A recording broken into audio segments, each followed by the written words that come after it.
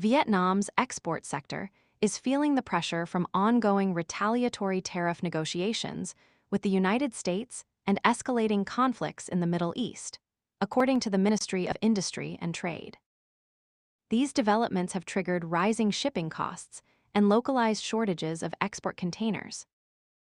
At the ministry's second quarter press conference on Thursday, Chun Tang-hai, deputy director of the Import and Export Department, addressed key challenges facing Vietnam's trade activity. He said that although the U.S. had announced 46% retaliatory tariffs on Vietnamese imports starting April 2, their implementation was delayed by 90 days as of April 9. This delay gives Vietnam and other affected countries time to continue exports under the current tax regime. Hai noted that in China's case, the U.S. had initially proposed tariffs as high as 145%. But after a bilateral agreement reached on May 12, the rate was brought down to 30%.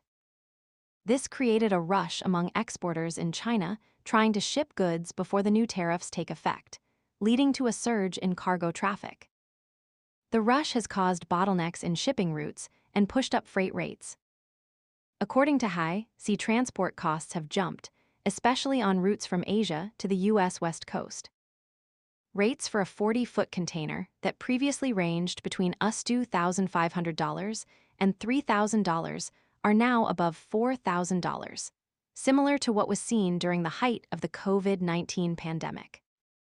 As a result, containers and ships have been concentrated in key ports across the region, causing temporary shortages in China, Vietnam, Indonesia, Thailand, and Malaysia.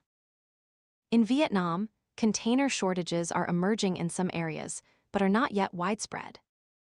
The Ministry of Industry and Trade, along with the Vietnam Maritime and Waterway Administration, reported that while difficulties exist, the situation is less severe than during the pandemic. Compounding the problem, ongoing tensions in the Middle East, especially between Israel and Iran, have disrupted global shipping lanes.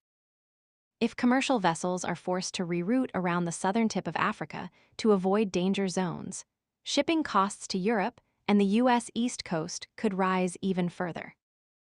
To address these issues, the Import and Export Department is advising Vietnamese companies to stay up to date on global developments and maintain close communication with international partners. Businesses should be especially careful when signing transport and logistics contracts, Hai said, in order to protect themselves from potential losses caused by delays or conflict-related disruptions. He also encouraged exporters to consider alternative transportation methods. One option is the intermodal rail route from Asia to Europe, which remains operational and may help offset delays and cost spikes in sea transport.